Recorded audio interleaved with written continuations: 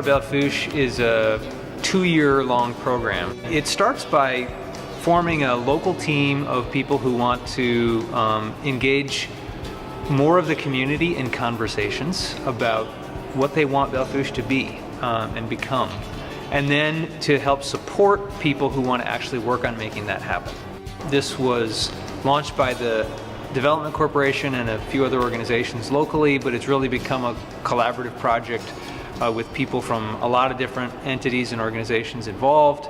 I think the most important thing that community development centers on is the people, and getting the feedback and the input and the voice of the people to know what they want for their community's future and how they'd like to be part of that happening. So tonight's all about that happening, getting the voice, getting the input. I think there's no greater disappointment than someone who comes to the table with great ideas but is afraid to share them. Your voice matters. So I really feel like we need leaders who are forward thinkers, who are collaborators. Our Empower process only works if a community is willing to really totally change the way they go about making things better.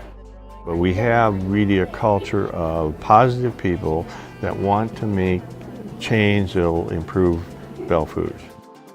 You know, I really feel positive that there's going to be more people involved from now on, so that'll move us forward quickly.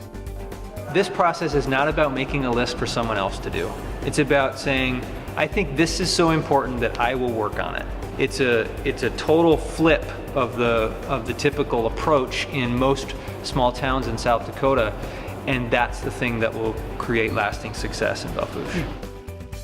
Getting the voice, getting the input, putting together the teams, and having people say, I'm very passionate about this, or that's a very important aspect of our community, and I'd like to be part of that.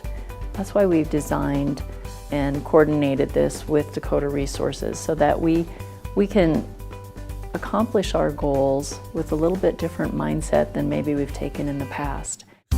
So, one said recognizing poverty's impact. Most of the problems that surface when we do these processes are things that have been around for decades or generations, and that we've been trying to figure out and we haven't quite solved them yet. Or they're really big, complex issues that there is no quick, easy fix for. And yet we get impatient. We figure that we've been talking about this for a month or two now and we haven't solved it yet, so we must be failing. And the truth is, some of these problems have taken us 30 or 40 or 70 years to get ourselves into. We're not going to get out of them overnight. It takes some time and a lot of energy and effort to change what people believe about themselves and about this community and what's possible here, and that's what unlocks the real progress. You know, there's obviously roadblocks why these things haven't happened in the first place, and trying to figure out what those are and what's preventing us from moving forward, or what's preventing us from fulfilling this vision or this positive view that we want to have of the community. The most difficult part of this process for you is going to be this. Well, we're learning and understanding this problem so that we can actually fix it. We're going to have to resist the urge to solve it early.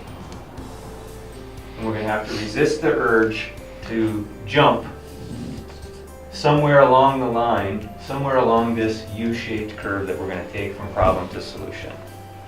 Some of these problems we don't have to go way down here. Some of these problems we can solve by just going this far and jumping over, and that's the appropriate way. The way that we'll know if we've gone far enough, if we've resisted the urge long enough, is that something happens that is a breakthrough. An innovation. An aha. Oh, we've never thought about it this way before. We've never been able to see the bigger picture enough before to see that turning this lever changes a whole bunch of stuff in this picture. Overwhelmed. Communication. How do we talk about this and let everyone know? It's important to empower everyone to be part of a solution. Start small. Do something. We all want to work. I was a little worried that there might be a little more pushback or a little more disagreements, and I am surprised there hasn't been more of that, and I agree that disagreements can be productive. So I hope that once we get to the next stages, there's a little more realistic questions to bring up. It doesn't mean we all have to agree on those things that we're trying to create. All it means is we can agree on something that myself and a few other people want to work on. And let's go work on it. Let's go make it happen. You know, you got to have takeaway from this. You have to really, when you get out of here, then put feet under all these wonderful ideas. And I think there's emphasis placed on that next step in formalizing a plan, and then something that can be worked going forwards. Everybody seems to be coming together, and we all know that we have to work together for the betterment. I hope that this is an ongoing way that we embrace the way that we think, the way that we accomplish our goals as a community, and how we move things forward. But I want to say, you've already blown me away, Belle Fourche. You had 50 people who spent a whole day volunteering for their community yesterday.